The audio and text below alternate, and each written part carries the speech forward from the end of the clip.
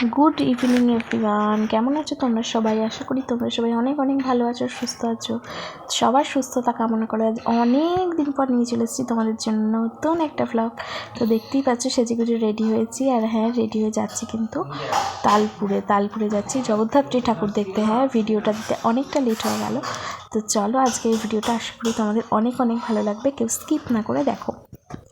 তো তারকেশ্বর থেকে ট্রেনে করে চলে এসেছি তালপুরে, আর আমরা এসেছিলাম বিকেলের ট্রেনে। তো সেই জন্য তখনও কিন্তু দিনের আলো বেশ ভালোই স্পষ্ট, এবং তখনও রাস্তার লাইটগুলো সব জ্বলেনি, কারণ তখনও দিনের আলো অনেকটাই ছিল সেই জন্য। তো যাই হোক, তো আমরা চলে এসেছি ট্রেন থেকে নেমে প্রথমেই যে ঠাকুরটা পড়ে মানে তালপুর ইয়ংস্টার ক্লাব। আর দেখো তখন মোটামুটি ভালোই হালকা ভিড় আছে, যেহেতু তখনও সন্ধে হয়নি। তো প্রথমেই প্যান্ডেলের কারুকার্যগুলো দেখো, এখানে তো দুর্দান্ত সব হাতের কাজ করে, আর প্যান্ডেলগুলো যেমন সুন্দর হয়েছে তেমনই কিন্তু ঠাকুরগুলোও খুব সুন্দর হয়েছে। তো আমরা দেখতে থাকো, আশা করি ভালো লাগবে তোমাদের। তো এখানে বেশ ঠাকুর দেখার লাইন পড়েছিল, তো লাইন পেরিয়ে আমরা কিন্তু প্রতিমা দর্শন করতে প্যান্ডেলের ভেতরে ঢুকে পড়েছি দেখো। আর প্যান্ডেলের ভেতরে ঢুকে দেখি তখন সেই একটু আগে আর কি সন্ধে আরতি হবে বলে সব রেডি হচ্ছে। তো ওখান থেকে বেরিয়ে চলে এলাম আর একটা পাশের প্যান্ডেলে, আর ওখানে কিন্তু তালপুরে একটু একটু গিয়েই সব প্যান্ডেলগুলো রয়েছে, আর সব প্যান্ডেলের কারুকার্যগুলো কিন্তু অনেকটা একই রকম কাপড়ের। তো এখানে আরেকটা প্রতিমা দর্শন করে আমরা একটু এগিয়ে চলছিলাম, আর ওখানে জানো তো অনেক কিছু দোকান বসেছিল, মেলাও বসেছিল ছোটোখাটো একটা। তো আমরা কিন্তু মেলাতেও গেছিলাম। তো এই যে দেখছি অটোটা দাঁড়িয়ে আছে, এইখান দিয়ে সোজা গিয়েই মেলাটা। তো চলো তোমরা দেখতে থাকো মেলায় কি কি জিনিস আছে। এই দেখো মেলায় কত কিছুর দোকান, খাবারের দোকান, জিনিসপত্র, খেলনা, পুতুলের দোকান, এমনকি হার কানের সমস্ত কিছু যা যা একটা মেলায় পাওয়া যায় সব কিন্তু এখানে ছিল। এমনকি নাগরদোল্লাও বসেছিল কয়েকটা।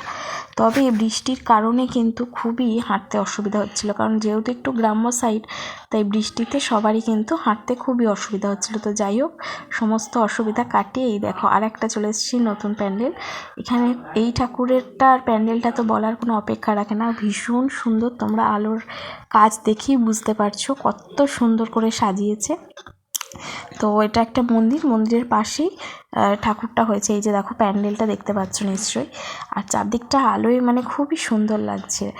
আর ভিড়ও কিন্তু যত সন্ধে বাড়ছে আস্তে আস্তে কিন্তু মানুষের ভিড়ও কিন্তু বেড়েই চলেছে। তো দেখো আমরা এখানে আর একটা প্যান্ডেলে চলেছি, এইটা নিয়ে বোধহয় 3টে ঠাকুর দেখালাম তোমাদের। তো এই প্যান্ডেলের ভেতরটা ছিল অনেকটা এইরকম।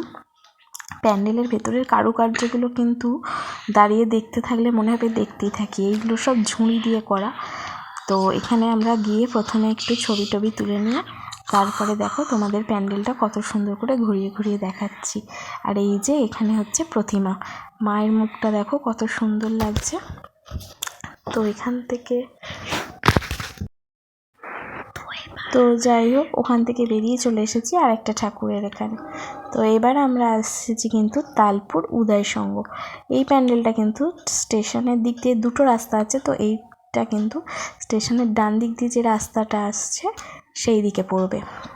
এইটাও বেশ বড় সড়োই প্যান্ডেল হয়েছিল, আর এর বাইরে একটা সেলফি জোন করেছিল, তো সেখানে বহু মানুষ ছবি তুলছিল।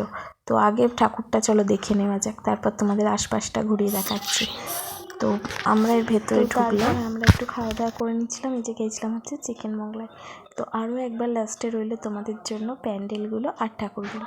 আজকের এই ভ্লগটা দেখে তোমাদের কেমন লাগলো অবশ্যই কমেন্ট করে জানিও। কিন্তু দেখা হবে নেক্সট কোনো ভ্লগে। আর আমার পাশ থেকে এই শব্দগুলো আসার জন্য সরি, সবাই একটু স্কিপ করে নাও। টাটা।